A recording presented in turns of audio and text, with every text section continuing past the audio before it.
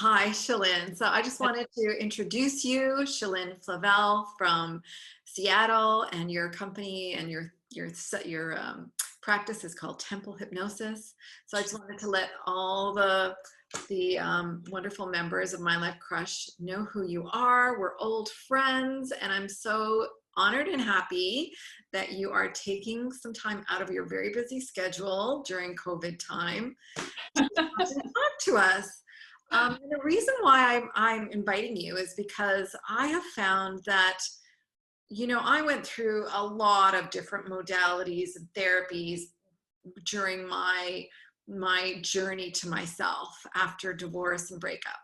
And I found certain ones to be super effective. And one of them, of course, is hypnosis, because unlike coaching, hypnosis just really got to the real issues quickly. And it was like unlocking something for me. So yeah. I just thought that it would be so beneficial to share with the group what hypnotherapy is all about, if it's something that they could also try, and it's, I think everybody should have hypnosis. Thank you. So do I. Thankfully. So welcome. Thank you very much. I appreciate being here.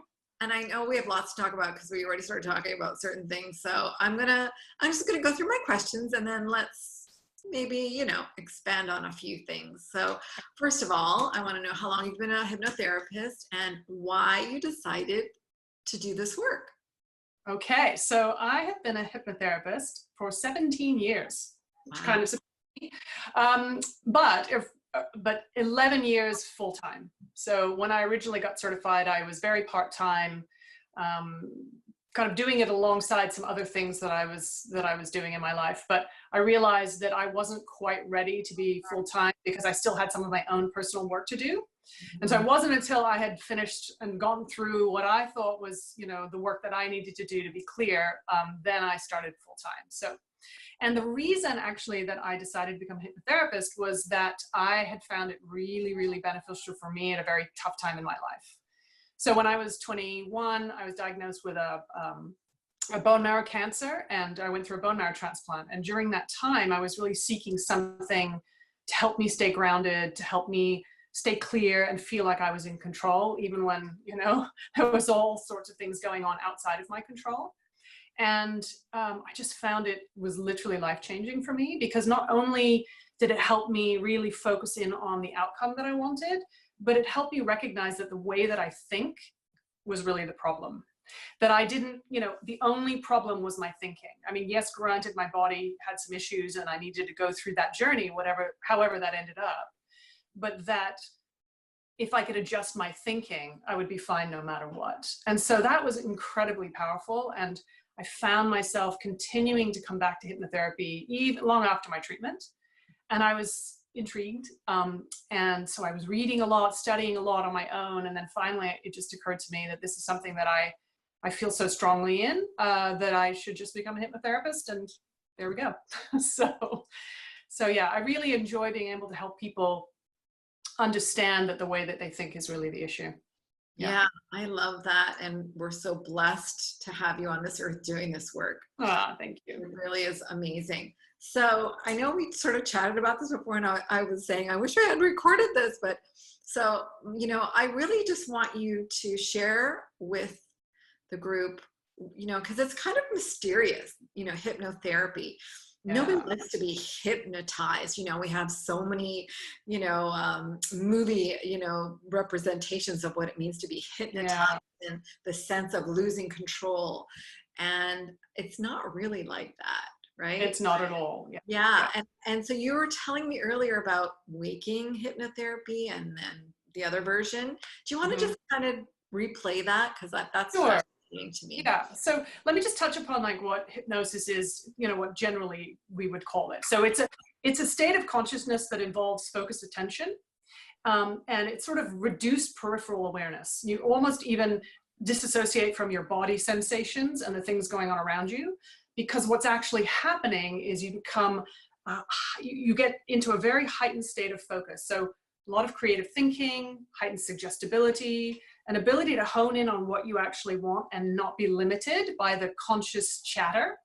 So it allows you to have some understanding of where you can be, what the possibilities are, and actually move that direction, because every part of you wants to be happy, healthy, well, right?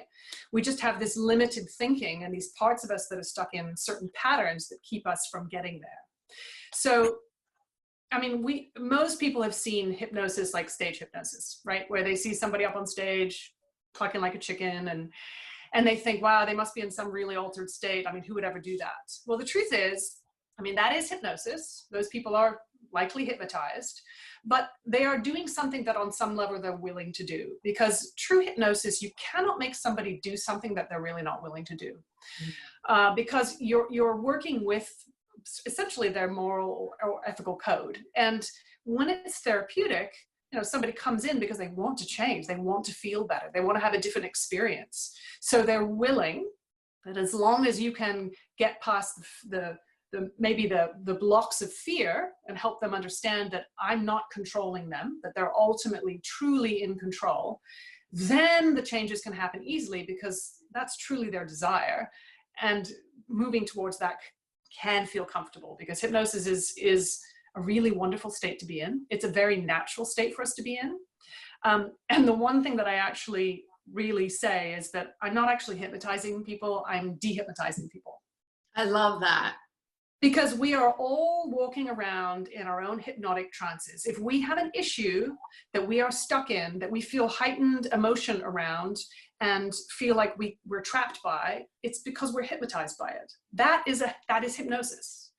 And so really my goal is to dehypnotize people out of those trances into something that is more preferable. So creating a new trance state perhaps, but one that is, you know, of joy and of well-being and freedom and independence and empowered thinking, as opposed to stuckness and despair and pain and grief and guilt and all the things that we get stuck in. Those stories, and I know you talk about the stories, but those stories are hypnotic, which is why we continue to perpetuate them. And, you know, the subconscious mind will continue to perpetuate them until it knows that there's something else that you want it to do, and that it knows that it's safe to do it. Right. And that's really important, because the subconscious mind cannot judge whether something is good or bad for you, right or wrong. It's not critically thinking. It's simply following a set of instructions. And so, you know, dehypnotizing you out of those uncomfortable set of instructions by giving new ones and really helping you embody the feeling and the energy of the new one allows the brain and body to shift, allows the subconscious to shift to a more preferable way of being.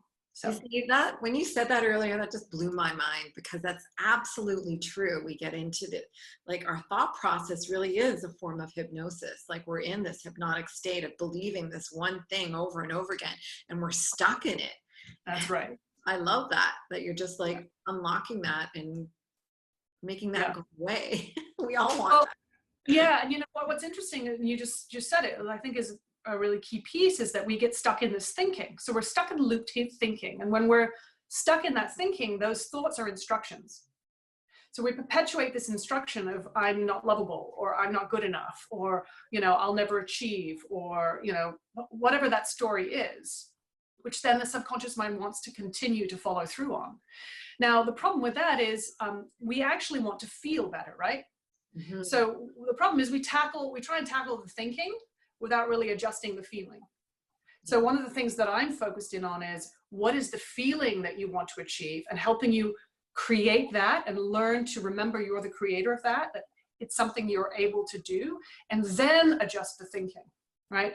The subconscious mind wants to know that it's safe to feel different, but the only way to do that is start to show it what that feeling is you want to experience. And then the part of the brain that does the thinking will start to go, oh, okay, there's another way of doing this. And when you start to change the thinking too, it will actually much more readily change, because the feeling is already there, which is ultimately what we humans want. We're always going for a feeling, right?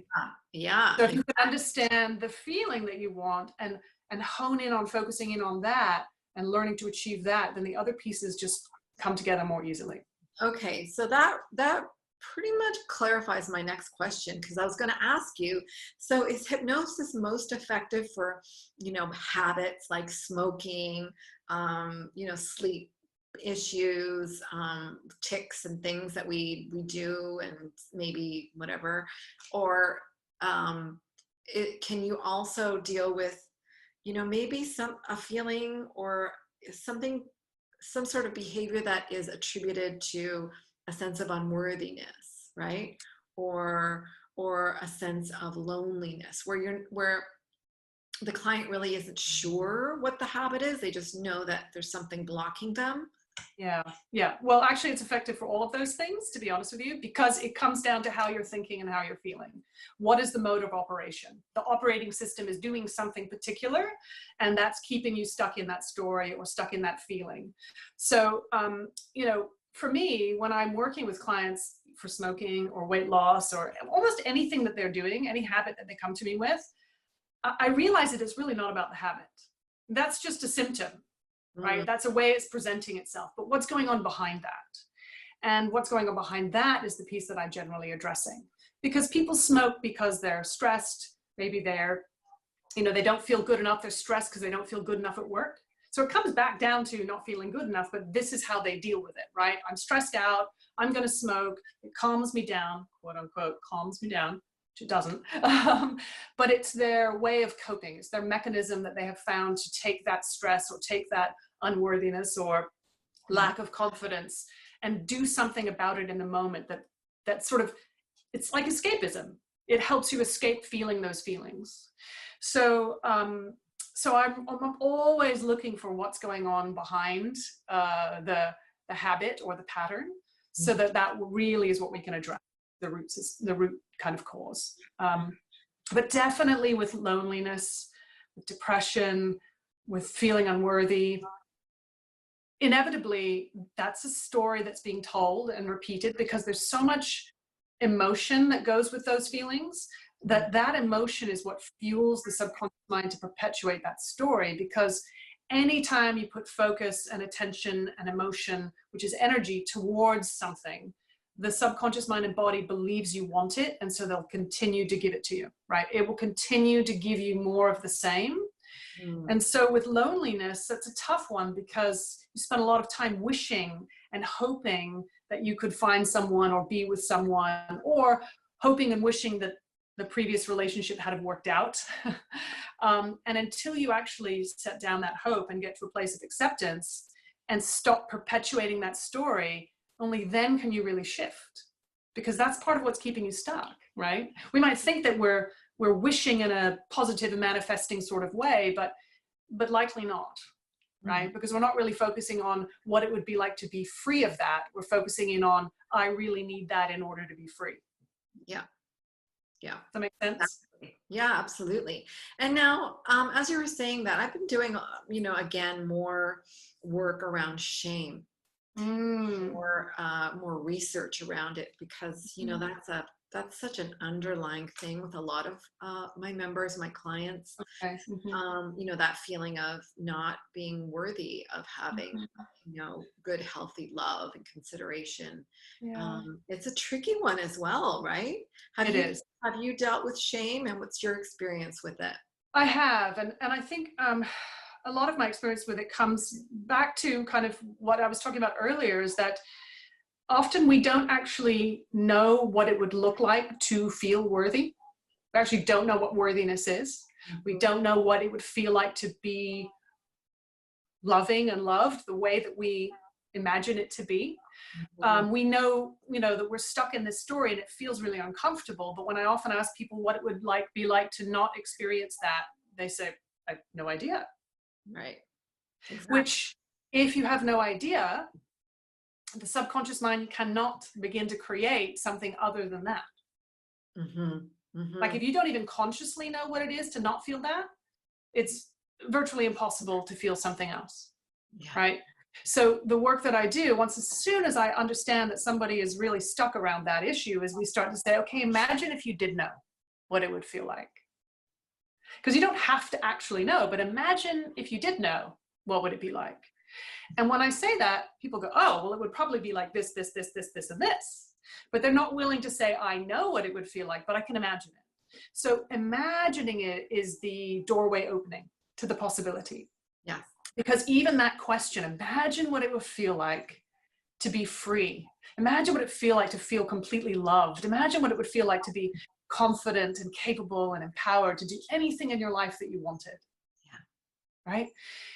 That even just saying that usually gets people to start to, something in their heart opens, something in their mind opens, they start to walk through that door. And what happens then is it causes the subconscious mind and body to start to take on what it would be like.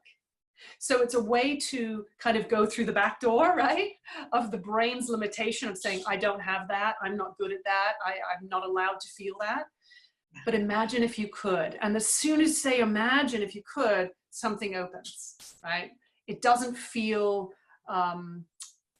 it feels less scary to imagine it than to say I can have it, because you've been taught you can't, right?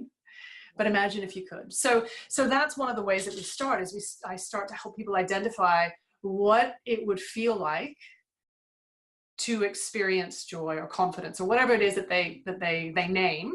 Mm-hmm. And then we dive into, well, what's that like in your body? What is the state of mind that goes with it? How does that you operate in the world, right? And the more you can fill in that sort of recipe of that version of yourself, the easier it is to actually achieve it, because then the brain and body goes, oh, well, that's what you want. That's what confidence feels like, or that's what worthiness feels like. Well, I didn't know that, you didn't give me those instructions. So when you start to imagine and you embody the sensory experience and the state of mind of that version of yourself, those are the instructions, those are the ingredients of the recipe that your subconscious mind and your body then start to take on, because those things are what it understands. If you just say, I need to feel worthy, but you don't actually know what that is, how do you create it? Right. Then you're searching for something you don't even know the answer to. Yeah. Yeah. And now, have you ever worked with anyone with PTSD? Yes. And it really, I mean, I tend to, depending upon what the PTSD, I'll often refer out, because my goal is never to re-traumatize anyone. Right. And so that is something that I'm usually, very careful to really walk gently with somebody, because my whole focus is to help somebody move out of a stuck state, to move out of pain or grief or loss or loneliness or any kind of traumatic experience without re-traumatizing, because I don't actually believe that's necessary. We have been very stuck in the traumas. Mm-hmm. And again, how do we move you out of the trauma? We have to have you start thinking about what it would be like to be without it, because likely the trauma's happened. It's already done and gone. And to revisit it and to relive it repetitively just continues to re-traumatize. Mm-hmm. So you actually get fixed in the pain and fixed in the trauma, and you identify as, that's who I am, but you're not anymore, right? Yeah. Unless you think you are, in which case you're stuck. So yes, I will work with some PTSD, but again, depending upon what the trauma was. So as long as my clients know that my whole goal is to give them the doorway to freedom, really, and help them move through it. Yeah. Yeah. And don't we all need that doorway to freedom? I know, especially right now with COVID happening. Especially right now. Oh my goodness.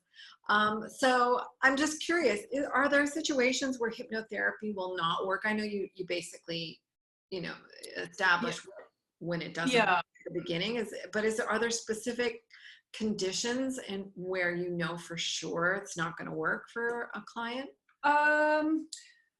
Well, if a client is really resistant because they think I'm going to somehow take control over them and they refuse to do that, I can't help somebody that's not willing to actually be involved in the process. They have to be involved in it with me. And a lot of people think it's just sort of, I'm going to bang them over the head with a magic wand and make it go away. And that's not really the case. I need for them to be involved, because they have to be giving the yes. They have to be willing. Mm-hmm. So when they're not willing, that really doesn't work. Like I'll have, for example, somebody who will set up an appointment for their loved one to help them stop smoking when the loved one doesn't want to stop. Right. Yeah. But they come because the other person wants them to come. Like I can't make them stop if they don't want to. Yeah. But there are also some clinical sort of medical conditions, perhaps, you know, psychological issues that I would say hypnosis is probably not good for. Somebody who disassociates a lot, or anyone with multiple personality disorder, it's not a great option, and I wouldn't suggest it. Right. Simply because it asks you to often, you know, we'll ask people to identify a part of themselves that's managing a certain behavior, and we certainly don't want anybody to be splitting, because you're not, you know, we might speak about the part of you, but that's not separate from you. You still have control. And so sometimes that can be a little tricky. So I usually will not work with people like that too. Have you worked with anyone who has borderline personality disorder?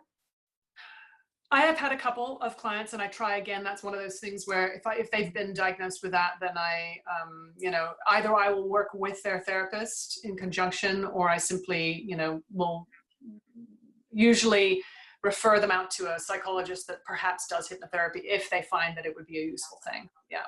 Yeah. Okay. That's great. So my clients, of course, as you know, are dealing with, you know, love addiction issues, or how to get out of toxic relationships, or how to break free from the spin of loving somebody who clearly is abusive, trust issues, that kind of stuff. Yeah.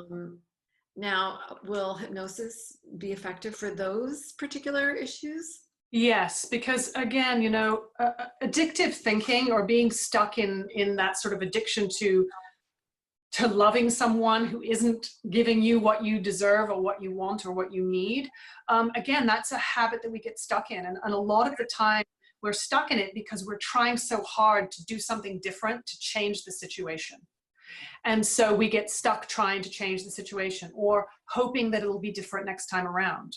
And whenever we're stuck in that sort of pattern, you know, we're never really going to get what it is we actually want, because we cannot change somebody else. The only thing we can do is change ourselves. So the goal is to help the client understand what it is they truly want, and that they can be the creator of it, so they don't have to seek it outside themselves. Now, for somebody who's trying to move away from one of those relationships, or has ended it and is having a hard time breaking free, one of the things, I think you and I spoke about it before, which is that we're taught to hold on to hope. You know, I think we're all taught that hope is a good thing. We should all keep hope alive. But when it comes to a situation like a relationship ending, and if you're keeping the hope that it could have been different, or I wish it had been different, and maybe if I'd have done this, or if I'd have done that, when you stay in that thinking and that repetitive sort of cycle of seeking a different outcome in your mind, you're not setting it down. You're not letting go. You're not releasing. You're not freeing yourself. You're actually continuing to loop yourself back in and stay stuck. So in that case, I really work to help my clients learn how to set down the hope, because hope simply comes from the desire to be loved. It comes from care, comes from this very pure and loving place within us. But when we're in the cycle of trying to recreate a bad relationship in a better way, I mean, we can't ultimately do that. So to set down that hope and really understand that the desire there is love, and to help my clients get to that loving place within themselves without the need for it to come from anywhere outside of themselves, really frees them. So, I mean, that's the same for loneliness. I mean, the desire to be with someone comes from that desire to feel cared for, to love and be loved. And so I really just help my clients figure out how to access that and create that from a very pure place within themselves, so that they fulfill that desire inside of themselves. Therefore, they're not seeking it outside of themselves, which often means they'll find it quite readily, because they're not in a place of lack, right? They're not seeking it with that I need to have it, I want to have it. It's more like, I already have it, and so now the universe brings me something that matches, you know? So yeah, I mean, you know, hypnosis really works well for that, because it helps you reframe your thinking. It can help you create a new dialogue, a new pathway, open those doors, and make it easy for you to walk through feeling free, feeling, you know, the love and the joy and the experience that you do want to have, instead of continuing to experience what you don't.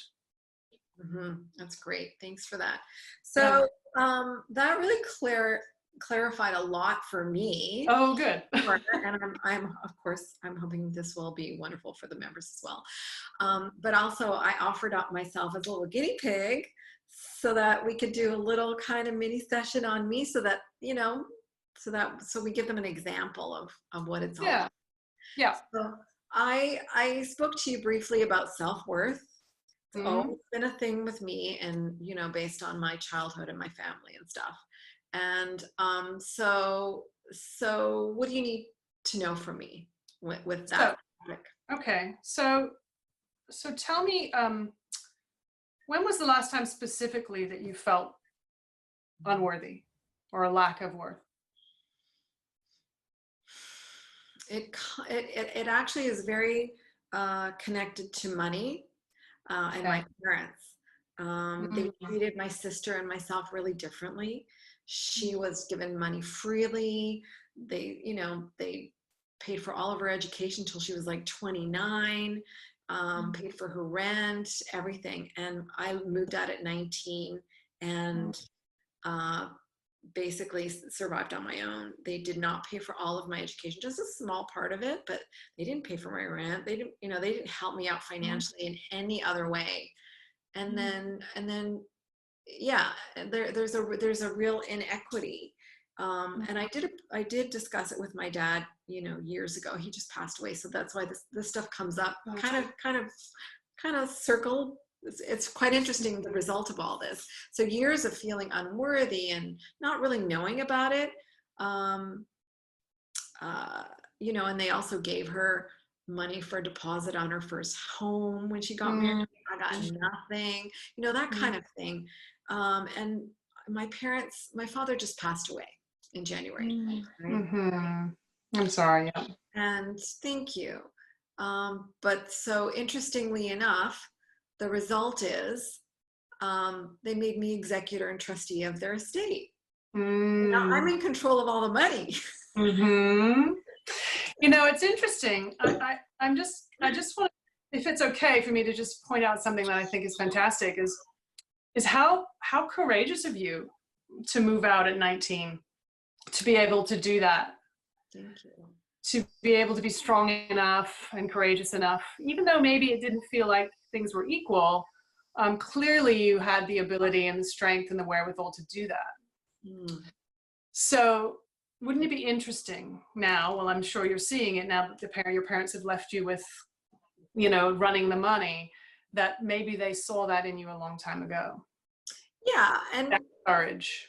That is true. When I confronted my dad years ago about it, he said the same thing. He said, you didn't need help, but your sister always needed help. I'm like, but don't you see how like, just because I wasn't whining, complaining like she did, didn't mean that I didn't need help. I struggled big time. But more than that, what I recently and have been recently discovering and exploring through, my whole transformation after divorce, was how that there's some sort of story around that sense of unworthiness based on that treatment, which made me pick a husband who felt that I wasn't worth it as well. He would constantly say, we don't have money for a vacation. We don't have money for this. We don't have money for that.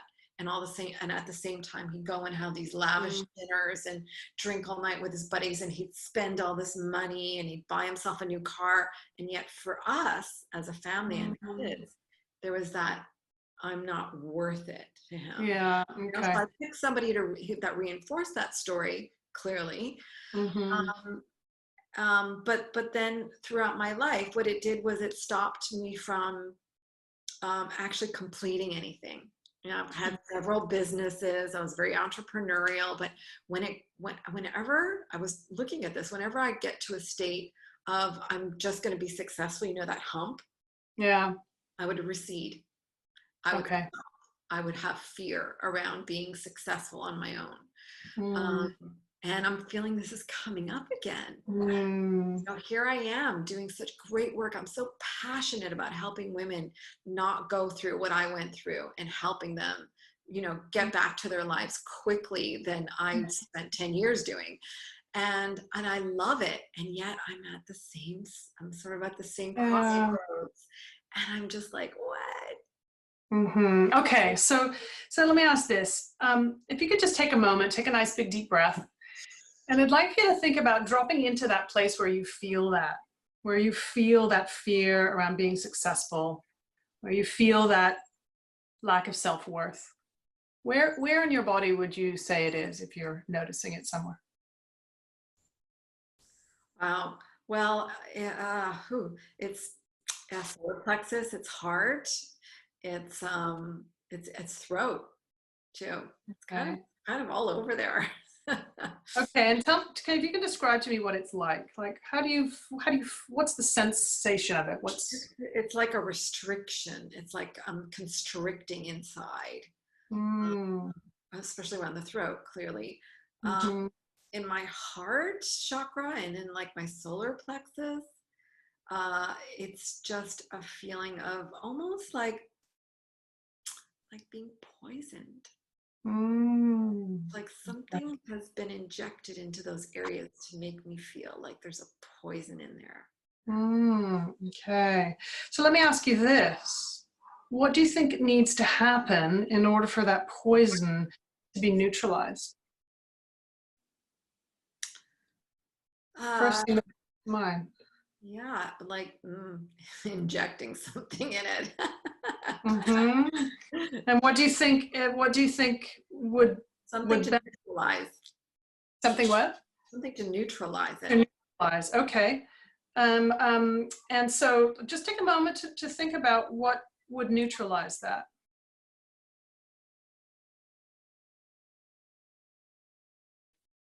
Hmm. There is no right or wrong, by the way. Yeah, it's funny just because, I'm a nutritionist and I go, it's funny, I just had this vision of, when food gets into the small intestine, right? Mm-hmm. In the duodenum, Mm-hmm. the the pancreas, squirts in um, sodium bicarb because the food is full of chyme, right? Or chyme, and Mm. acidic. So our pancreas squirts in sodium bicarb to neutralize it. That's the image that came in. Okay, so just take a moment. I'd like for you to just walk through lovingly neutralizing in whatever way comes to mind, neutralizing that poison enough that you have a little more softening, more opening, more ease.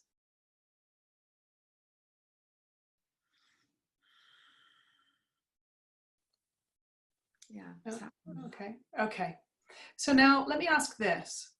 If you were to hone in on that spot and ask that spot what it would like to experience, what would it like to feel like? Just give it a moment. Notice if you get any imagery or any response. Yeah, I would like to feel like free and easy movement. Okay. And so what could you do to free it up so you have more easy movement, so you have more freedom? Now I know, see, because you're a nutritionist and because you're very tuned into your body, that this is a way. Well, it's interesting because that's why I've always had food issues, right? Uh-huh. And eating issues. I'm identifying that right now. What do I need? What does it need? What does it need? How about what does it want? Because those are two different things. Or what would it like?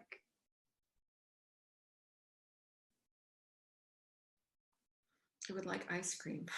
And what is it about ice cream that it likes? Ice cream cools things down, and the creaminess sort of like it's a neutralizer in a way.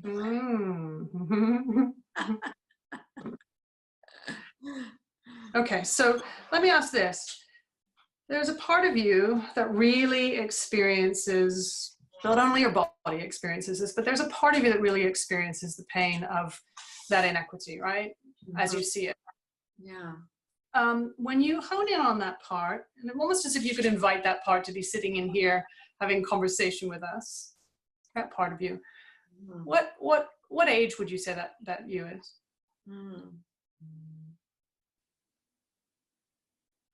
Yeah, probably around like 10, 11, something like that. Young girl, very young. Younger, yeah. Okay, so I'd like you to just take a moment to ask that young girl what it is she actually wants. What would she like to be experiencing?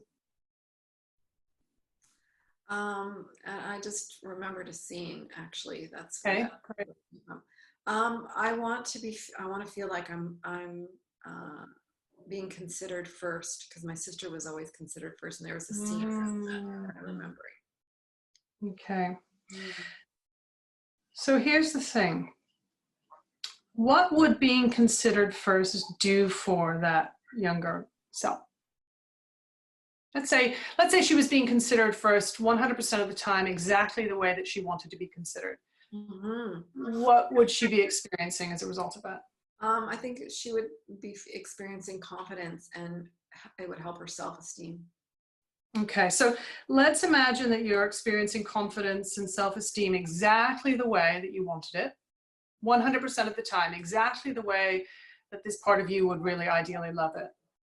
Would there be anything else that you would want or need as a result of, having that, being considered first and feeling completely confident? Would there be anything else that's more important than those two things that she would want to feel, that you would want to feel? Hmm. Um, respect comes up for me. Okay. Okay. Okay. Now, if you can imagine, or she can imagine, being respected, feeling confidence, being considered first, would there be anything else that would be important or necessary for you to feel? Love and affection. Love and affection. Okay.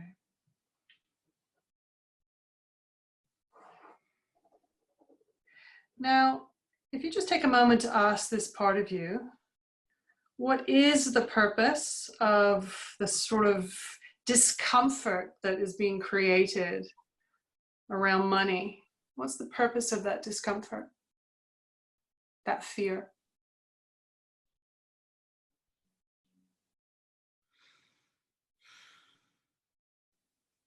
And it's okay if it takes a moment.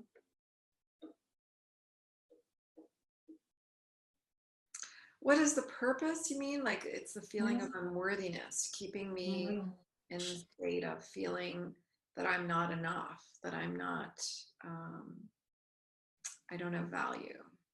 And what does creating that feeling of worthiness do for you? What does that allow you? Well, it allows me to have this, again, sense of feeling important. Mm. Mm. It allows you to feel important. Mm. Yeah. Okay. And so what does feeling important do?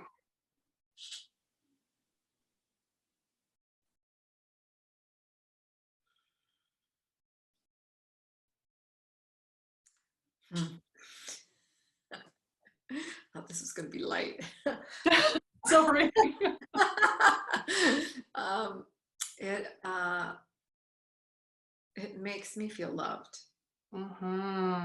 Okay. Okay. So this 10 or 11-year-old self that has continued to feel those feelings, right? That really wants to be considered first, to feel confident, to feel respected, to have love and affection, to feel loved. That all helps you feel important. I just like for that part to just take a moment, if it's willing to understand that you and she want the same thing, right? You both want that love and affection. You both want to feel loved, confident, to feel important, to feel worthy. But by creating and perpetuating the discomfort, the unworthiness, the inequity of what happened that cannot be changed, you're actually keeping yourself from feeling confident, feeling important, feeling loved, right? Yeah. And so I'm going to ask if that part would be willing to recognize that perpetuating that behavior, perpetuating that idea and that story actually keeps you stuck way back there, not able to be free and successful the way that you are, fully enjoying what you do 100% and enjoying the abundance of it. Because if that part of you is willing, she gets to be considered first every single day. Mm. Yeah. So what if you could imagine just for a moment being able to reach a hand back to that younger self, to bring that 10 or 11-year-old self forward to where you are now, loving what you do, supporting women who perhaps have had similar experiences to you, or have indeed had similar experiences to you, that also may have younger parts stuck back there in some trauma, some pain. And allow that younger self to be with you, to be considered first right now. To be brought forward first right now. To be respected enough that you understand that she felt all those feelings quite rightly with her understanding as a 10 or 11-year-old. But because, Diana, because you are skillful and loving and respectful now, you are able to suggest some very important things to that younger self. That she grows up to be an amazing, incredible woman who has learned incredible lessons, who is courageous, and proved that at 19 years old when she moved out,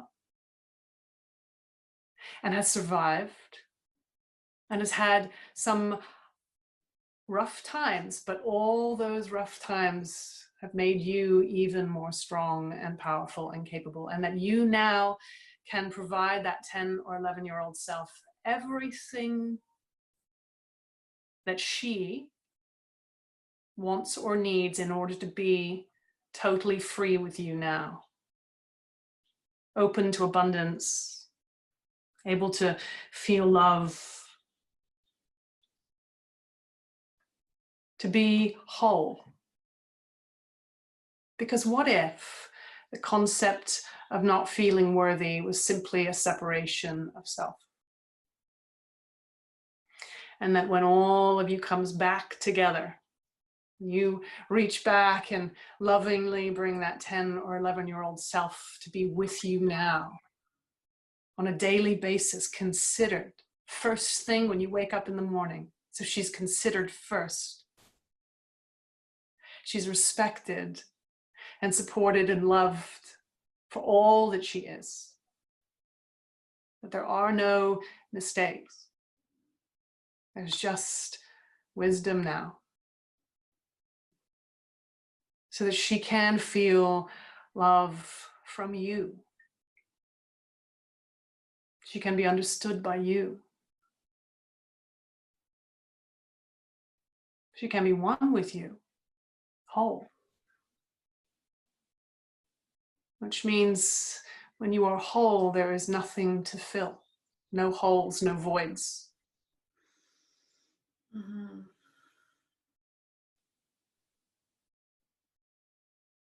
Now, if you were to ask her what worthiness feels like, how might she describe it? Feels good, feels light, feels happy.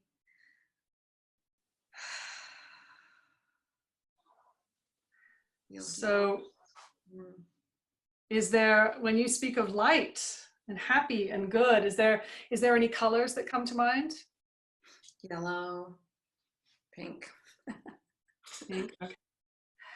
Any particular places in your body that need that nourishing pink and yellow feeling more? Maybe through your gut to those places where all that poison was, inject it with love, light and happiness. Yeah. And you know what? A 10-year or 11-year-old kid is pretty creative. Uh-huh. And she'd probably have fun with that. So maybe let her be as creative as possible with injecting that good, loving, happy, yellow, pink light into not only your body, but into all those places where those old ideas used to be. Mm-hmm. Almost as if injecting that bright, neutralizing energy, that love and that light into all those neural pathways. So. Yeah, I love it. I feel it already. So just play around with that. And every day when you wake up, you get an opportunity to think of her first, be considerate of her first, play with her on a daily basis. And when you experience success and abundance financially, share it with her first. Mm-hmm. Give her that money first.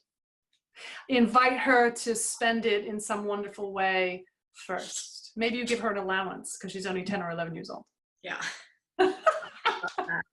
Oh my gosh, Shalynn, that felt so amazing. Oh, well, thank you, because you were truly a guinea pig, just kind of going with whatever came to me from what you were saying. So yeah, I feel really different. Do you? I do. Okay, good. Yeah. And the feeling that I had in my gut, it's basically gone. So wonderful. Okay, so I'd love for you to just walk away knowing that there's a couple little things there that you can continue to think about, right? Knowing that ultimately she wants to be considered first, to be respected in order to feel those feelings. So, I mean, I'm not joking when I say when you wake up in the morning, really try and consider her first.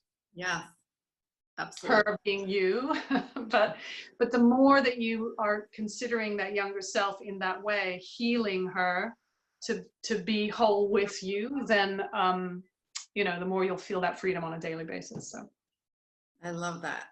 Thank you so much. You're welcome. You're That's welcome. Great. I mean, wow. I hope this was a really great example. Obviously it was for me anyways, for my members to see how you work. That was so great. Whew. Okay, I'm gonna have to really feel that later on or after this conversation. So in the meantime, yes, where can my members contact you? And of course, I'll put this information with this interview. Yes. So that they know that if they need to really work on something that is just, you know, they just can't handle or they just can't seem to unlock, it would be so amazing to have you as a resource. So okay. Where can they reach you? So they can reach me actually at templehypnosis.com. Okay. Yep, pretty easy. And when you get to that page, you'll see all the, you know, info to contact me or to book sessions. Yes. And you know, the one thing I'd like to say just to your clients is that you know, a lot of people have this idea that they have to have a real issue in order to get this work to help them. Right. Yeah. And that's actually not necessarily the case, because one of the things that I love is to help people who aren't really clear become clear. So if they know that there's something going on, or if they know definitely what the issue is and they can't quite put their finger on it, that's one of the things I love to do, is to help people actually really be able to put their finger on what it is that they actually want. Because we're all very good at knowing what we don't want, but we really don't know what we do. So I love to be able to help people unlock that. So that's wonderful. That's so important as well, because I do, you know, it's tricky. We don't really, really, like, you know, a habit is easy. You can, you know, I want to stop smoking. I want to stop drinking, whatever. But these emotions are very tricky. So they are, yeah. I so appreciate and especially, I mean, I realize right now with COVID, you know, I've been even experiencing this being home, and I understand someone who's lonely and then is now stuck in COVID lockdown, it just heightens that experience. I mean, I've even been experiencing myself, and I have my husband that comes home to me every day, but there's a certain sense of that disconnect that can be very hard to, you know, to be able to work through. So, you know, just throwing that out there too, because I know that this is a tough time for a lot of people. Yeah. And if I help in any way, I'd be happy to. So Absolutely. Well, I can't thank you enough, Shalynn, for taking this time to speak with me absolutely. and to like really get into what it's all about, because you know I've been wondering too. Clearly, I'm booking a couple of sessions with you. And you know, I would like also, I'm just going to say this because sometimes people get a little worried about the idea of speaking in hypnosis. Certainly first time around, I know for you, this is, you know, you've done a lot of personal work, so it's pretty easy for you, which is why I could ask you questions. But there's also other ways to work where I don't necessarily have to have people opening up, because you did say, oh my gosh, I didn't realize this was going to feel so hard. I can also just simply guide people through a process where they are simply listening to me and they don't have to speak, because I don't have to know everything in order to guide people through making change happen and being able to release and let go. So, you know, there are guided, essentially guided hypnosis meditation type things that that can do enormous, wonderful work for people, where they don't have to voice anything if that's something they're nervous about. So I love throwing that out there too. Yeah, that's really amazing. And I think that's going to help a lot of people knowing that for sure. So thank you so much, Shalynn. Of course, you're welcome. So We'll nice be talking. We'll be talking soon. Thank you everybody for watching. Thank you. Bye.